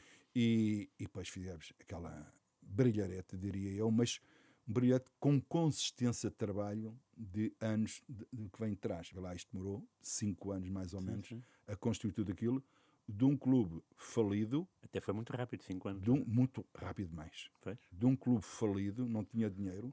Eu posso dizer que o dinheiro de luvas, naquela altura, que o Porto tinha que me pagar, não tinha. Depois compensou-me, é verdade. Eu assinei o contrato em julho, ou junho ou julho. E depois, em dezembro, eu queria passar o Natal no Porto, estava a viver no Porto, mas não tinha casa. Estava na casa do Fonseca, que era o guarda-redes do Porto. Sim. E eu fui morar para aquela casa na Maia, que é uma vivenda, e depois um senhor do Porto, o Sr. Álvaro Pinto, que me deu o dinheiro em nome do Porto para comprar a casa, que eram 7.500 contos. Ora, como eu tinha 15, ainda sobrava 7.500 contos para dividir por 3 anos de contrato. Mas deu-me aquele dinheiro todo para eu comprar a casa. Ou seja, não cumpriu no início, mas depois adiantou-me 5 meses depois. E por isso o Porto foi-se formatando assim e foi o ano em que o Porto ganhou a nível internacional tudo o que havia para ganhar. Ganhou a Taça de Campeões Europeus, a Supertaça Europeia, campeão do mundo em Tóquio. Foi o ano dourado do Porto, é o arranque do Porto europeu. Claro. Começa a partir daí. Mas ainda recuando em 84, tu foste ao balneário depois do jogo, como suplente entraste no balneário, a seguir às Juventus, à final. Sim. E qual é que era o sentimento? Havia jogadores a chorar? Era raiva? Era o quê? Era tudo? É mais isso que estás a dizer, mais raiva. A chorar não de perder o jogo. A chorar da raiva, da injustiça de perdermos o jogo, que é diferente. Quando perdes o jogo, pode cair-te as lágrimas. Porque quando estás naquele jogo, o que é que tu disse para ti, como eu disse para mim na altura? Não vais ter outra oportunidade. Foi a última. Nunca mais vais a uma final da Taça das Taças, não sei o quê. Mal eu sabia que 3 anos depois estamos numa final da Taça dos Campeões Europeus, que ainda é maior ainda. Claro, sim. Mas naquela altura, aliás, todas as pessoas diziam assim, quando é que vai uma equipe portuguesa agora a uma final e tal, não sei o quê. Está bem, foi o Benfica em 60 e tal. Tudo bem, pois foi. E o Sporting foi campeão em 64. Pois foi, Taça das Taças, em 64, gol do Cantinho do Moraes, não mais me esqueço. Kovalávic, o guarda-redes da UMTK, e o Moraes marca canto direto após o segundo jogo. O primeiro jogo foi 3-3. Está tudo aqui na cabeça e acompanha sempre o Sporting porque não havia televisão, mas havia às vezes as rádios para a gente acompanhar. Sim, e esses jogos, felizmente, estão na televisão. Mas para te dizer que o Porto foi aquele ano que não havia mais nada para ganhar e tu dizes assim, mas afinal somos bons. Afinal, aquela coisa de vamos jogar ao estrangeiro, já perdemos o jogo. Só falta saber por quantos. acho que mudámos um bocado o paradigma da mentalidade, mesmo das equipas portuguesas. Estou a falar das grandes, como é evidente. É possível lá chegar. Se me disseres assim, e hoje é possível, hoje é mais difícil. Muito. Hoje é muito mais difícil, porque os dinheiros que há no futebol Claro. não tem nada. Olha, nós até, inclusivamente, segundo dizem os presidentes, só o Rui Costa ontem é que disse uma coisa, que vamos ver se vai ser verdade ou não, tem que vender jogadores. Ele diz que não vai ter que vender jogadores. Tem que vender. Se tu vendes os melhores, tu nunca vais ter aquelas equipas consistentes. E repara que no Porto tu tinhas jogadores com 5, 6, 7, 8 anos de casa. Agora, ao fim de 1, 2 anos, já estás a vendê-lo. Claro. É difícil criar as raízes no sentido de teres aquela equipa mesmo para ombreares com esses tubarões. É difícil. Pá, os outros ainda... Quanto é que custa? 100 milhões. Quero esse jogador. Fácil. Sim. Nós não. Nós temos que contar os tostões. E por isso é muito difícil nós hoje lá chegarmos. Aliás, o formato também agora também é mais difícil. E agora ainda vai ser ainda mais difícil. Agora, Ainda vai ser mais difícil. Sim. Mas era aqueles tempos e mesmo assim para chegar à final sofremos. Ia falar do Dinamo Kiev, por exemplo, que era a seleção da União Soviética com o treinador da União Soviética, com o Lobanovski. É verdade, eu não joguei lá. Eu não digo que fiquei contente de não ter jogado lá, porque gostava de jogar. Mas devido àquilo que tinha acontecido uns tempos antes, eu disse assim, eu estava alucinado mesmo. Augusto, mas se não fosse, olha, se calhar é porque Deus quis que não fosse assim. Tinha acontecido aquilo de Chernobyl. Chernobyl, Marlene. E eu disse assim, ainda veio umas partículazinhas. Ainda te vai atacar. Estou a brincar. Mas quem é que marcaste na primeira mão?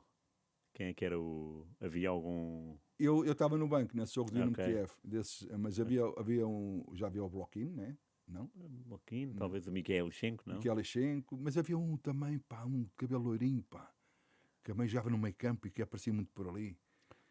Seria o Zavarov, não? Alenikov? Não, é? Zavarov para aí. Não, mas o Leirinho era o Mikhailchenko, não é? Era? Depois jogou Mikhailchenko? na Sampdoria, sim, que era muito bom. Então era capaz de ser esse. Sabe, tu Mikhailchenko. disse, dás-me 10 a 0. Não, Nomes, não, vou lá. Leirinho, eu lembro-me desse. Mas eu lembro que nas Antas, eu não estava lesionado, como disse, e 1h e um quarto antes, vi um jogador do Dinamo Kiev a dar voltas ao campo.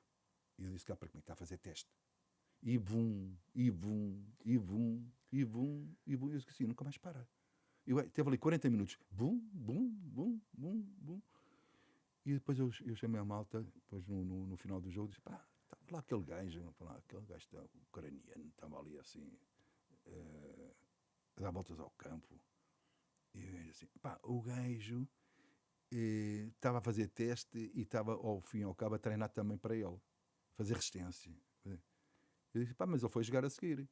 E assim, pronto, é para ele ter a certeza que estava mesmo bem. E eu digo assim, 40 minutos, pimba, pimba, pimba. Foi jogar esse jogo também. Para tu veres a mentalidade. Sim. Mas essa foi claramente, a seguir ao Bayern de Munique, não é? Sim, Aquela equipa europeia. claro. Essa foi claramente aquela equipa europeia. Mas vou dizer uma coisa, mas o jogo que nós vimos mais aflitos foi com o Victor Vice. Sério? Levámos um massacre lá, Rui. Que a gente não saiu do meio campo. Os primeiros 3 minutos, não sei o quê, só veio o João Pinto, uma bola à trave. A partir daí, foi sempre lá atrás, lá atrás, lá atrás. É a única derrota, não é? 1-0 lá. Da Checoslováquia. Mas eu vou dizer uma coisa. Epá, mas que massacre. A gente levou 4 ou 5, não calhou. Que massacre. O nosso guarda-redes foi melhor em campo. Eu digo assim, que esta equipa Victor Vice, alguém conhece o Victor Vice de algum lado? Saíram dali. Fomos às jantas e nós marcámos a diferença. Sim. Mas foi a equipa que eu vou dizer uma coisa. Eu vi aí a eliminatória perdida. Aí vi, mas felizmente, pronto, passámos. Sim. Estas dificuldades inesperadas que aparecem. No Bayern, na final, qual é que era a tua missão? Pá, o Bayern tinha o Kloger, que era do lado esquerdo, foi ele que marcou o gol. Foi. Sim. Que era o primo do Anderson, que era o sobrinho, não sabia. do meio campo. Sim. Sei. Pá, e do lado esquerdo, aparecia muito aquele lateral direito, que depois o Madjer dá aquele nó cego e dá o cruzamento para o Joari fazer o golo. E eles não tinham um extremo direito puro. E eles jogavam no meio campo e depois aparecia lá um. Quem era, não sei, mas aparecia lá um. E eu digo assim, epá, estes gajos têm um jogo tão mecanizado que se o defesa esquerdo, só porque eles estão no meio campo, vai acompanhá-los até ali até ao meio campo, fica aquele buraco e eles vão aproveitar lá, a bola vai lá aparecer e alguém vai lá aparecer também. E então eu punha-me ali, assim, a quase a não marcar ninguém. E eu dizia assim, vamos cá ver. o Matheus jogou Sim, também sim, esse sim, jogo, sim. era o distribuidor e às vezes também aqui ali, mas não era sempre. E eu dizia assim, não, ficas aqui assim, e eles têm que virar o jogo para o outro lado, mas aqui não podem pôr aqui a bola. Mas quando subia aquele lateral direito, eu vou dizer uma coisa, o gajo vinha, mas sprint mesmo sprint. E depois eu ficava na dúvida, não é? Se eu ia ir atrás dele ou se eu via de ficar mais. E então deixava com que ele apanhasse a bola e depois aí é que eu pressionava, não a tentá-lo acompanhar. Ele dava-me 10-0 aí. Aí eu tinha que já na zona. Claro. E aí safei-me, salvei-me aí nessa situação. Mas quando sofremos aquele 1-0, epá, nós estávamos a jogar bem, pá. Estávamos o jogo, pá, o Bayern Munique, tu vais para o jogo e tu dizes assim, epá, nós somos bons, mas também olhas para os outros e dizes assim, epá, os gajos têm uma equipa do caraças, e não sei o quê, e não sei o quê, epá, mas nós também somos bons, e não sei o quê, e dizia, não, vamos ganhar isto, nós vamos ganhar. Então, no balneário começas o teu ritual, abraçar as mangas, amear a cabeça, os braços, amear os braços, e olhar para o espelho, falares para o espelho, vamos ganhar, vamos ganhar. Depois dizemos as neiras que não posso dizer aqui em rádio, e vamos ganhar, então não sei o quê. Depois aquele grita alto, o outro vai atrás daquele grito, tu vais atrás do grito, estás a imaginar assim o balneário todo. Pois é a voz do Arthur Jorge ao intervalo. Estamos a perder 1-0. Depois o intervalo, o Arthur Jorge dá aquela palestra, a célebre palestra. Não é que ele tivesse aos gritos que a gente, nem insultar-nos, nem nada, nem corrigir, nada disso. Falou ao coração, falou à nossa mentalidade. É a grande oportunidade da vossa vida, hoje somos campeões europeus, mas estou a falar nisto num tom calmo, ele numa voz muito mais grossa, com um tom muito mais forte, não é? E não sei aqui, e não vamos ter medo deles, e não temos medo deles, marcar um gol de sorte, e nós vamos dar a volta, e vamos ganhar, porque somos melhores, e a malta toda unida. Hoje dá-se a roda, mas antigamente não havia roda nenhuma. Era um a virado para o espelho, o outro a virado para a parede, o outro não sei o quê, e cada um dava o seu grito, e soltámos as férias. Vamos lá para a luta. Vamos para a segunda parte, e depois foi o que tu sabes, não é? 1-1, com aquele grande gol de calcanhar a meio, o Fute parte a loiça toda do lado direito, e depois é aquela jogada que o Mager sai, está fora do campo, ele está fora do campo, e eu, vou dizer uma pequenina asneira que não é bem mal, eu assim, minha paneleira, vai lá para dentro, minha paneleira, vai lá para dentro. O Celso tem a bola, e eu disse, entra que o Celso vai-te meter a bola, e o Celso vê, ele está livre, o defesa direito está distraído porque pensa que ele está fora do campo, e o Celso mete a bola, depois ele faz aquele 1 contra 1, a última jogada ele estava morto, ele morreu ali, entre aspas, este morrer no bom sentido, a última jogada caiu para o lado, caiu porque já não tinha mais forças para, e deu o cruzamento e o Joari encostou a faz o 2-1. E aí o Madgen ficou ali e pronto, acabou, o jogo acabou para ele. Depois é os minutos de sofrimento, como tu sabes, no final do jogo, ainda falta 6 ou 7 minutos para acabar o jogo, e estamos ali, depois eles já bombear bolas, e nós pimba, eu já tinha saído do campo, porque o Arthur Jorge queria darem, pôs o Frasco mais além ofensivo e fez muito bem, porque realmente era aquele lugar ali assim, entre aspas, que não era tão perigoso assim, era mais perigoso o lado direito, o lado esquerdo deles, o nosso lado direito a defesa e a zona central. Depois o Eduardo Luiz encostou ali assim, também um bocadinho ali à esquerda, e nós ficámos consistentes no jogo aéreo, porque nós também tínhamos gente de alta ali boa, temos o Celso o claro. Pereira e o Eduardo Luiz bons, mas eles também tinham lá, os centrais, eles também não era pera doce, e nas bolas paradas era o nosso sofrimento, era nas bolas paradas, cantos e principalmente livres laterais, bolas de frente, eles mesmo assim punham lá a bola, mesmo de frente punham lá a bola em cima, só nós estávamos de frente para a bola, era melhor. Mas sabes que num salto ou noutro, uma falta, um penalti, tudo pedido e está tudo a perder, são aqueles tais minutos que são horas e que nunca mais passa, e estás a imaginar quando foi o apito final, aí se me disseres assim, tu sabes o que é que pisaste, eu parecia que estava no ar, não é? E estava nas nuvens, não é? Campeões europeus. Coisa linda. Depois, já depois da carreira de jogador, assumiste a de treinador, estiveste nas camadas jovens, treinaste o Pauleta no Porto, o Pauleta e muitos mais, Miguel Bruno, Bruno, os avançados, Tony, Miguel Bruno e Tony, Miguel Bruno e Pauleta, e o Pauleta foi dispensado, não é dispensado, tiveste uma conversa séria com ele, verdade, em que disseste que não tinha muitas hipóteses, era? E ele voltou para os Açores, como é que foi? Não, é uma história, como é que eu te explicar, por ser tão sério e tão natural falar com os jogadores, que eu disse assim, Augusto, quando foste treinador, tiveste treinadores que às vezes há muito daquelas tangas e depois não era assim. Tu não vais ser assim para os jogadores. Tu vais falar na cara dos jogadores aquilo que tiveres a dizer, seja desagradável para o jogador ou não, mas tens de ser sério com o jogador. E eu lembro-me que, pronto, o Pinto Costa dá-me a oportunidade de ser o treinador de Júniors, dá-me a oportunidade no sentido que eu era Pipa Maia, na segunda liga. Sim.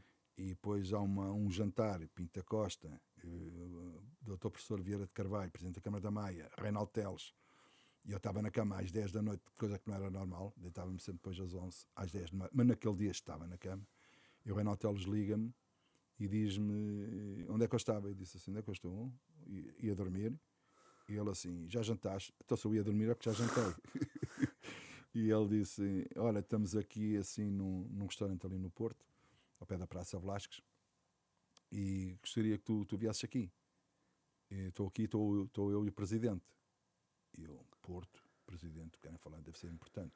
Então pronto, eu vou-me vestir e já vou eu ter. Quando eu chego lá ao restaurante é que vejo lá o Dr. Professor Vieira de Carvalho. E é muito engraçada esta história, porque o Pinto Costa diz-me assim, então Inácio, vamos picar aqui um bocadinho. Disse, não, Presidente, muito obrigado, já jantei e tal, não sei o quê. Então, mas não bebe nada? Eu digo assim, bebo. Então o que é que o Inácio bebe? Eu quero um whisky com 2 pedras de gelo. E ele ficou a olhar para mim, o whisky com 2 pedras de gelo? Eu digo assim, sim, Presidente, sou poderosíssimo para eu ser treinador, tenho que perder umas noites, beber uns whiskies, e eu já estou a começar a beber whisky. E diz ele assim, muito bem, então, não sei o quê. E veio o whisky com 2 pedras de gelo. Quis-me armar ali em campeão, estás a saber, já sou um grande homem. E então, qual era a proposta daquele jantar? Vieira de Carvalho quer que seja o treinador do Maia e o Pinto Costa quer que eu seja treinador de Júniors do Porto. E queriam que eu desse ali a resposta. Entalaram-me, espetaram-me contra a parede. E eu disse assim, Sr. Dr. Professor Vieira de Carvalho, eu agradeço muito o seu convite, mas se tem esta proposta de treinar os Júniors do Porto, eu prefiro treinar os Júniors do Porto. E diz ele assim, mas pense bem, dê-me só isto foi um sábado, só erro, dê-me uma resposta na quinta-feira, vá lá à Câmara que eu vou lá estar, até ao meio-dia eu vou lá estar, dê-me uma resposta e depois a gente resolve as coisas, pense bem. E quando o professor Vieira de Carvalho saiu, diz assim o Pinto Costa para mim, estava a ver que você não respondia assim. Eu fiquei naquela. Pronto, na quinta-feira fui ter com o professor Vieira de Carvalho e disse, opte por este, estar no Porto, quer começar de baixo e tal. E diz ele assim, mas nós aqui damos 5.000 euros por mês, veja lá quanto é que o Porto lhe dá. Eu disse, mas aqui não é o dinheiro, que é mesmo a questão de começar a carreira. Pronto, já vi que você está decidido e tal, não sei o quê, felicidades e tal, não sei o quê, ainda bem que você é maiato, eu vivia na Maia, sou é maiato, vivia, não, nasci lá, nasci em Lisboa. E vou para o Porto, qual é o meu espanto quando dou um contrato? Dou-me um contrato de 1.000 euros. Mas pronto, eu já tinha dito que sim, e foi assim que eu começo a carreira de treinador do Porto. Estamos a fazer a pergunta do Pauleta, Miguel do Bruno. Pauleta. Entretanto, eu como tomo conta dos Júniors do Porto, eu tinha visto quando era jogador, na Constituição, no Pelado, fui lá ver um jogo de juvenis e gostei muito do miúdo do lado esquerdo. Já vou dizer o nome. E quando vou treinar o Júnior, eu digo assim, onde é que está este miúdo? Mister, este miúdo quer estudar, não liga muito ao futebol e tal, não sei o quê. E eu digo assim, mas o miúdo é bom jogador. E eu disse, mister, não vale a pena. Ele tinha uma lista de 30 e o Porto tinha 60 e tal jogadores na altura. Eu digo assim, então vamos fazer uma coisa. Eu vou ficar com os 60 e tal jogadores e quem vai começar a dispensar os jogadores sou eu. Claro. À medida que eu vou ver nos treinos, eu vou começar a dispensar. Porque aquele miúdo ficou-me na retina. Então eu começo os treinos e tal, não sei o quê, e cada treino que passava, dava tempo, não é? Para tentar perceber algumas coisas, fui começando a dispensar os jogadores. Mas aquele foi ficando. E ficou. Rui Jorge. Espetáculo. Rui Jorge. Era extremo esquerdo, mas fazia poucos jogos porque diziam eles que estudava. Até que há um treino,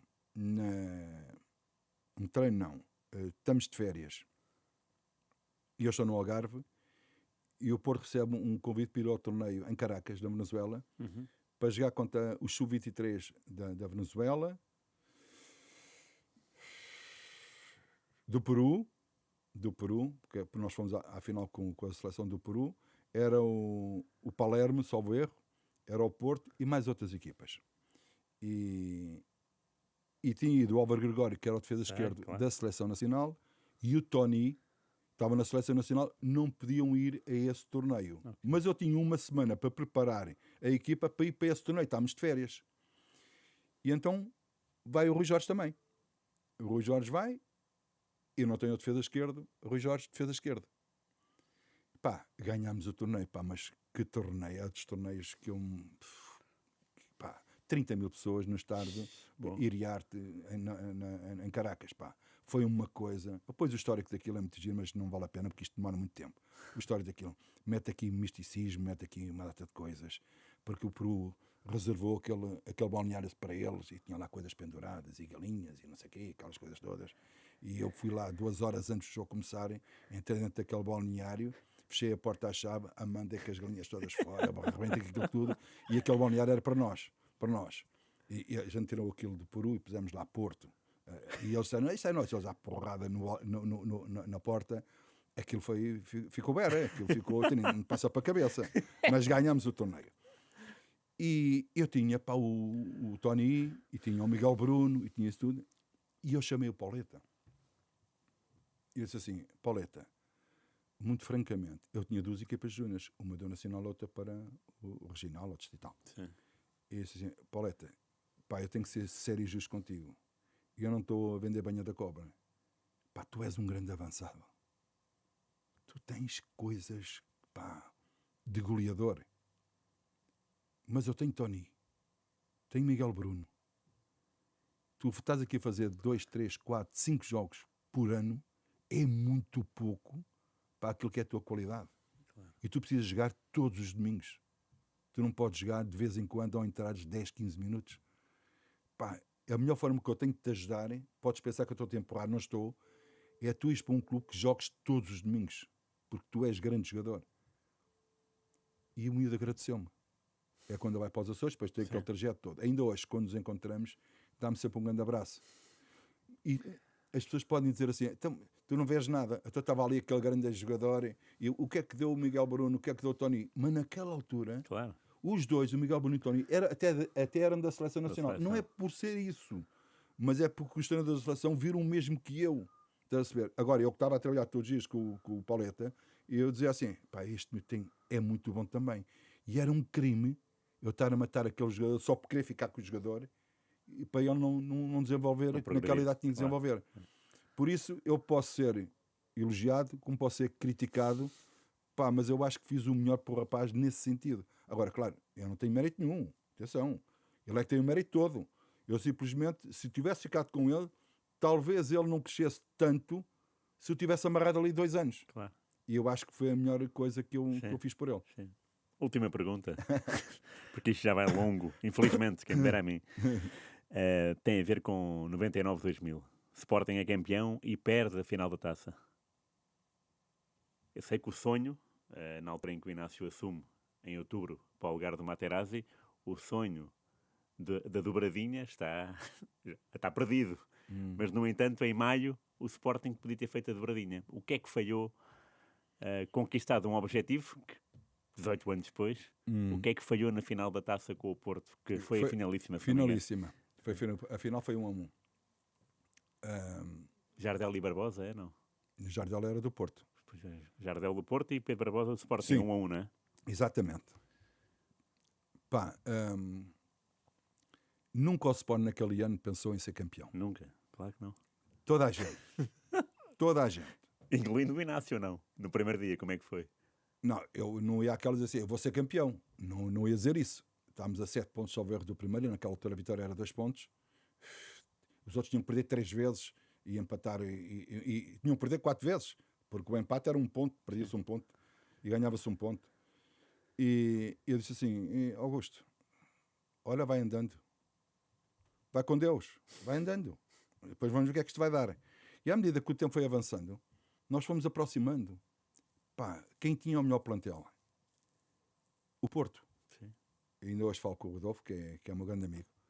E ele dizia assim, pá, nós tínhamos um grande plantel e uma grande equipa, mas tu conseguiste fazer daquilo uma grande equipa também. Claro, em termos de alternativas, o Porto tinha muito mais também. E nós fomos andando, e fomos perdendo aqui uns pontos aqui ao lado também que não eram de perder, fomos perder ao Alverca, e depois empatámos com o Leiria, estávamos a ganhar 1-0. Para estar em casa com o Alverca, se não me engano, não foi? Não foi com o Alverca, foi com o Gil. Gil Vicente. Com o Gil. Okay. E, pá, até que chegámos àquele jogo do Porto, em Alvalade. Chegámos àquele jogo do Porto em Alvalade, e ele disse cá para comigo, Augusto, tu ganhas este jogo, podes ser campeão, porque depende só de ti. Claro. O Porto empata ou ganha, adeus, porque o Porto não vai perder mais pontos até ao final da época, não vai perder mais pontos e vais ficar no segundo lugar, ou terceiro, depende, mas vais ficar no segundo lugar. Pronto, eu estou a pensar nisto, mas o antes é que é engraçado. O primeiro jogo que eu faço com o Luís Duque, é com o Campeonato. Por acaso ainda ontem estive com o Carlos Manuel, ontem ou há 3 dias, estive com o Carlos Manuel e falámos nisso.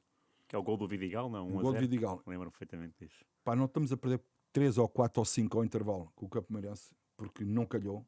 O Campeonato teve oportunidades até dizer chega naquele jogo. Nós estávamos completamente desastrados naquela noite. E depois o Vidigal acaba por marcar aquele gol e ganhamos 1-0. E eu disse assim ao Duque, quem ganha um jogo destes está sujeito a ser campeão. Disse eu naquela altura. Sim. Mas isso é dizer aquela coisa de que, para dizer que a grande sorte que nós tivemos em ganhar este jogo. E disse assim, mister, eu só quero, passar 2 meses, ele disse assim, mister, eu só quero ir às competições europeias, que a gente fique no segundo lugar ou terceiro, já é muito bom para nós. E eu disse a ele, quem pensa no segundo, nunca pensa no primeiro. E eu prefiro pensar no primeiro, porque estávamos muito perto. E aí tudo podia acontecer, por isso não podia estar a pensar em segundo lugar nenhum. Claro. Nem sei o que é pensar em segundo lugar, nem sei o que é pensar em terceiro, não sei o que é isso, sei o que é jogar para ganhar, e é aquilo que sei, depois vamos ver o que é que a classificação dá. Até que há aquele jogo com o Porto. E naquele jogo nós ganhamos 2-0, como tu sabes. Passámos para a frente do campeonato. E eu disse assim, temos o campeonato na mão. Faltavam 8 finais, acho eu. Mas temos o campeonato na mão, depende de nós. Já não olhas para cima, são os outros que olham para ti, é diferente. E então fomos, até que chega aquele penúltimo jogo, sabes, com o Benfica. O Benfica ganha, o Porto ganha ao Estrela da Amadora em casa, ficamos com 1 ponto de avanço e vamos para o último jogo para o Salgueiros e o Porto vai ao Gil Vicente. Exatamente. O Salgueiros precisava de 1 ponto para não descer de divisão, dependendo do resultado, salvo o erro, Setúbal-Leiria. Se houvesse empate, o Salgueiros até podia perder. E o que é certo é que esse empate, o Setúbal empata 0-0 com o Leiria e o Salgueiros perde. O Salgueiros Vitor Manuel, o grande amigo, perde e fica na primeira divisão. Sim. 2 festas no relvado 2 festas, do Inácio. exatamente. E nós somos campeões ali. E, pá, Rui, são 18 anos sem seres campeão. Aquela semana antes do jogo do Salgueiros foi um massacre autêntico psicologicamente que me fizeram a mim e provavelmente aos jogadores. E não podemos perder, e temos que ganhar, e já há muitos anos não somos campeões, ou Inácio não deixe fugir o título. Foi uma coisa impressionante. Ganhas, por muito tu digas aos jogadores, para a malta, um dia vamos para a festa e tal, não sei o quê, mas depois, atenção, foco na final, porque o último jogo é aquele que vai contar para a cabeça das pessoas, este já passou, isto já foi, isto já lá, a festa já aconteceu. Por muito tu digas isso, o jogador está sempre naquela de fomos campeões, ao fim de 18 anos, e não sei o quê. E aí foi um trabalho psicológico que tiveste que fazer. E fomos para o jogo, empatámos 1-1. E quando foi a finalíssima, já não podes ter essa desculpa, já foi da festa, aquilo já tinha baixado, pois. Já tínhamos baixado à terra. Sim. E aquela final, a finalíssima, pode soar a desculpa para ti, como pode soar a desculpa para quem nos está a ouvir. Mas não é desculpa nenhuma, porque eu sei perder e sei ganhar. Perdemos aquele jogo, 2-0. Mas jogámos contra 14. E isto não é desculpa nenhuma que eu estou a dizer, porque faltas à entrada da área que existiram a nosso favor contra o Porto, na área do Porto, fora da área, não estou a dizer que é penalti, fora da área, onde era Cruz, nenhuma foi marcada, Rui, nenhuma, e houve ali 3, 4 faltas. o árbitro ia ter marcado, e a falta que dá o primeiro golo ou o segundo golo, salvo erro, do Porto, é uma falta que não existe, e o árbitro marcou falta. E eu vi logo a tendência do jogo. E não é preciso ser muito inteligente para marcar penaltis ou para expulsar os jogadores, para dizer assim, pá, não, o campo estava inclinado, completamente inclinado. E perdemos. Dizes assim, pá, mas podíamos ter feito mais alguma coisa? Provavelmente até acho que sim. Mas se o jogo fosse dividido, eu não estou a dizer que ganhava a Taça de Portugal, mas pelo menos o Porto não ganhava como ganhou a Taça de Portugal. E pronto, aconteceu assim. Assim, pá, tive pena. Claro, era a dobradinha, que é que não gostava de ganhar a dobradinha. Sim. Ainda por cima, foi na finalíssima, que na final, mesmo assim, nós conseguimos empatar, depois estávamos a perder 1-0. Ficou aquele amargo. Pá, mas quem está 18 anos sem ser campeão, pá, vai colmatar tudo aquilo que pode ser a tristeza daquela finalíssima. Mas que aquilo andou-me a martelar na cabeça, andou, porque eu dizia assim, pá, Augusto, o Sporting podia ter sido a dobradinha e eras tu, que eras o treinador da dobradinha. Também era um marco na minha vida e na minha carreira. Claro. É isso. Agora é que é a última pergunta, desculpa, porque lembrei-me do Porto. Bobby Robson. Espetáculo. Estiveste com ele? Exatamente. Já tinhas sido treinado pelo Malcolm Allison? É a mesma escola mesmo? Não sei quantos anos É, o depois, espírito ou é o mesmo. diferente? O espírito é o mesmo. O espírito é o Bola, mesmo. não é? Bola no treino, não é? Com o Bobby Epá, Robson. um espírito muito, muito, epá, muito despreocupado. Parece estar muito despreocupado. Epá, ele tinha coisas, ele alegrava o treino. Por exemplo, quando eram os cruzamentos, e às vezes dava assim umidade, lá em cima no Porto aquilo é um bocado úmido, Sim, não sim. é mesmo que não chova, é úmido, está a relva toda molhadinha, de manhã, cruzamentos, e ele às vezes mandava-se para a relva, sozinho, e começava assim, neve, como que diz, a bola é muito bombeada, a bola tem que ser tensa, neve, e a gente começava-se a rir todos no campo, no treino, assim, e depois se punha bem na palestra, sabes?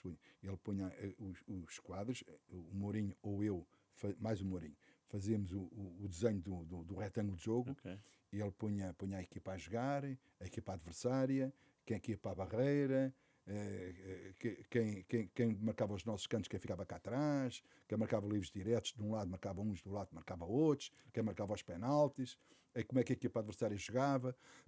E há uma cena que é Salgueiros Porto, no estádio do Maia, não foi no campo do Salgueiros, e quando eu chego à sala onde ele ia dar a palestra, que normalmente juntámos ali os três e começámos a fazer os desenhos e isso tudo, quando eu chego lá, já ele ia na quarta ou quinta página, e eu digo assim, fogo, nem me chamaram para isto, e eu sentei-me, como um jogador. Ele assim, Inácio, venha para aqui. E eu digo assim, também lembraram-se agora do Inácio, tudo bem? Eu cheio de azia, não é? Fui lá para o quadro e ele vai buscar as folhas e diz assim, que tal a nossa equipa? Eu começo a ler a equipa, estava ali, e eu assim, e ele gosta? E eu, não, mister, não gosto. Não gosta? Não gosta porquê? Porque eu acho que devia jogar, salvo erro, o Drulovic e o Rui Barros, salvo erro. Para mim jogava este e este, e não jogava este e aquele. E ele, porquê? Depois eu explicava porquê, porque o Salgueiro jogava, o lançamento que fazia para as costas da defesa, havia um jogador no meio campo que o jogo passava todo por ele, este jogador tem que ser marcado em cima, perde-se 90% da imaginação do ataque dos Salgueiros, e não sei o quê. E ele, interessante. Ele, José, equipa de Inácio, e faz aquilo e tal, não sei o quê. E ele assim, muito bom. Vai jogar esta equipa. Ficámos assim todos a olhar, não é? E eu cá para comigo, Augusto, que mais te meter em cada uma. Se isto agora não corre bem, lá vais tu levar com isto tudo. Tudo bem, fomos para o jogo e tal, não sei o quê. Ganhámos 4-0. Acho que esses dois jogadores fizeram 2 gols cada um. E ele disse assim, parabéns e tal. Parabéns o quê, bem? Parabéns, estamos todos, mister. Grande vitória, 4-0, jogámos muito bem e tal, não sei o quê. Não, mas vou dizer uma coisa. A minha equipa também era boa, não era? Diz, estás a ver o espírito, não é?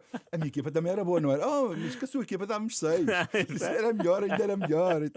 Pronto, era este o espírito do homem. Pá, muito, muito boa pessoa, muito bom treinador e, acima de tudo, os britanos acho que têm todos isto. A máxima responsabilidade, máxima liberdade. Sim. Têm todos isso. eles dão a liberdade toda ao jogador. Pá, se tu disseres assim, mister, aquele jogador estava na noite ontem e tal, não sei o que mais. Eu quero ver ele aqui, no treino. Quero ver ele aqui no jogo. Cumpre no treino, cumpre no jogo, para eles sigam. Claro, depois os outros faziam outro papel, não é? Multas, íamos para cima dele, sim, claro. íamos atrás, e pronto, mandava-se vigiá-lo e não sei o quê. Mas para ele, siga. Não havia esse tipo de problemas. Excelente pessoa e excelente treinador. Muito bem. Muito bom. Obrigado, Augusto. Obrigado, eu. Grande Obrigado. abraço, até à próxima. Um abraço. Já sabe, siga-nos no YouTube, com as entrevistas, Jogo de Palavra, ou então no site da Rádio Renascença, rr.pt.